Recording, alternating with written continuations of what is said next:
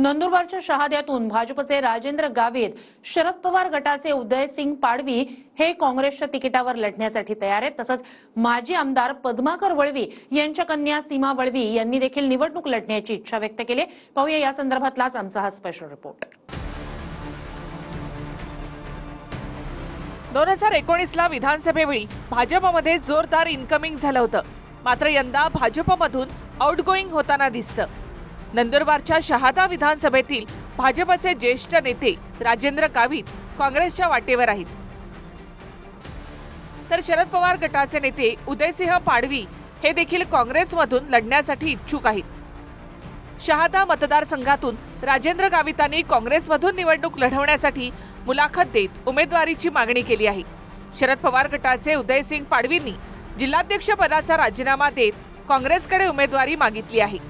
माजी आमदार पद्माकर वळवी यांच्या कन्या सीमा वळवी या देखील काँग्रेसकडून लढण्यासाठी इच्छुक आहेत। तर मी नुकताच भाजपा प्रदेश उपाध्यक्ष पद आणि मला दिलेल्या सर्व जबाबदारींचा मी राजीनामा दिलेला आहे। आता मी आघाडीमध्ये तिकीट मागितलेलं आहे। शहादा विधानसभा मतदारसंघातून लढवण्याचा मी इच्छुक आहे। बरेच वर्षापासून मी प्रयत्न करत आहे आणि तिकिटासाठी प्रयत्न करत आहे, पण मागच्या वेळेस झालं नाही, त्यामुळे यावर्षी लढवण्याची इच्छा आहे माझी। परवा आपण पाहिलं धर्मराज आत्रमची मुलगी त्यांच्या वडिलांविरुद्ध उभी राहायचं आहे। आता शरद पवार साहेबांनी एवढं कांड केलं तर इथे मुलाविरुद्ध पाप लढू शकतो की, आणि ही पिता पुत्राची लढाई नाही, ही लढाई विचारांची लढाई आहे। पुरोगामी विचाराविरुद्ध प्रतिगामी विचार आहे तिथं, त्यामुळे मी लढणार।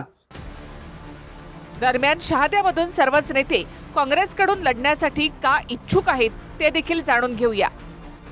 शहादा तळोदा मतदारसंघात सध्या भाजपचे राजेश पाडवी हे विद्यमान आमदार आहेत। 2019 विधानसभेच्या निवडणुकीत राजेश पाडवींच्या विरोधात काँग्रेसचे पद्माकर वळवी हे मैदानामध्ये होते, मात्र या निवडणुकीत भाजपच्या राजेश पाडवी यांनी पद्माकर वळवींचा पराभव केला होता। लोकसभा निवडणुकीच्या पार्श्वभूमीवर पद्माकर वळवी यांनी भाजपमध्ये प्रवेश केला होता, मात्र काही दिवसांपूर्वीच पद्माकर वळवी यांनी भाजपला रामराम ठोकला। 2014 आणि 2019 मध्ये काँग्रेस या मतदारसंघामध्ये 2 नंबरचा पक्ष राहिलाय, त्यामुळे शहाद्याची जागा यावर्षी देखील काँग्रेसकडे जाण्याची शक्यता आहे। त्यामुळे शहादा तळोदामधून काँग्रेसकडून लढण्यासाठी एकूण 18 उमेदवार इच्छुक आहेत। खानदेशच्या एका भागात काँग्रेसकडे जोरदार इनकमिंग होणार आहे, मात्र दुसरीकडे जळगाव जिल्ह्यामध्ये जागा वाटपावरून शरद पवार गट आणि ठाकरे गटात रस्सीखेच निर्माण होण्याची शक्यता आहे। या मतदारसंघावरून रस्सीखेच असेल जळगाव ग्रामीण, धरणगाव, पारोळा, एरंडोल आणि चाळीसगाव। पारोळा एरंडोलमध्ये माजी मंत्री डॉक्टर सतीश पाटील यांच्या माध्यमातून तिथं प्रबळ दावा राष्ट्रवादीचाच आहे आणि माजी मंत्री गुलाबरावजी देवकर हे त्या ठिकाणी उमेदवारी मागत असल्यामुळे प्रबळ दावा राष्ट्रवादीचा आहे आणि म्हणून हे गेल्या वेळेला नंबर 2 वर होते। आता जे त्या ठिकाणी 1 नंबर होते चाळीसगाव वगळता 2 ठिकाणी, ते सगळे आता शिंदे सेनेत गेलेले आहेत। त्यामुळे या ठिकाणी नॅचरल दावा हा आमचाच आहे आणि या 3 जागा आम्हाला मिळतील।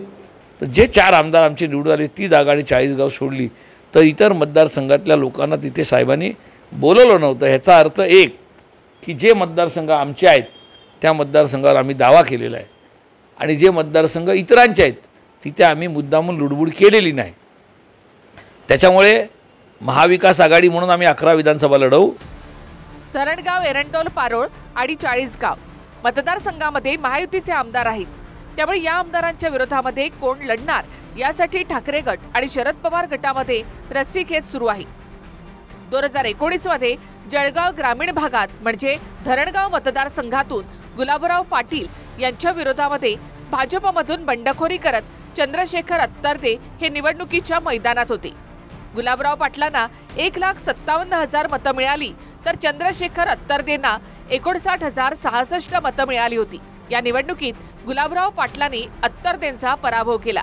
तर 2019 मध्ये चाळीसगाव मतदारसंघात भाजपचे मंगेश चव्हाण आणि राष्ट्रवादीचे राजीव देशमुख आमने सामने होते। दरम्यान या निवडणुकीत राष्ट्रवादीच्या राजीव देशमुखांचा पराभव झाला होता। पारोळा एरंडोल विधानसभा मतदारसंघात शिवसेनेचे चिमणराव पाटलांच्या विरोधात राष्ट्रवादीचे सतीश पाटील मैदानात होते, मात्र चिमणराव पाटलांनी डॉक्टर सतीश पाटील यांचा पराभव केला होता. आम्ही या जिल्ह्यामध्ये यापूर्वी ज्या जागा लढायचो त्या सर्व जागी आमचा पक्षाने आग्रह केलेला आहे. आमचा पक्ष या जिल्ह्यामध्ये सक्षम आहे आणि भारतीय जनता पक्षाला तोंड देण्यासाठी समर्थ आहे. आणि आमचे जे जिल्ह्यातले नेते आहेत ते एकत्रितपणाने फार चांगल्या पद्धतीनं भारतीय जनता पक्षाचं आव्हान या जिल्ह्यातलं परतवून लावतील.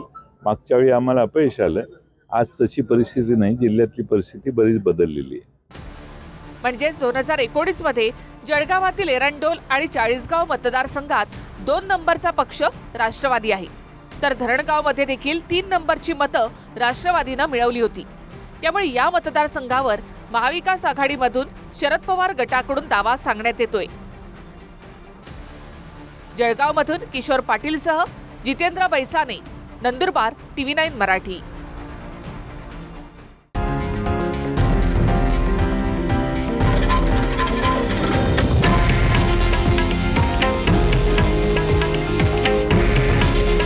हे आहे देशातील नंबर 1 न्यूज नेटवर्क आणि आपण पाहत आहात TV9 मराठी. काळजी तुमची, हित महाराष्ट्राचं.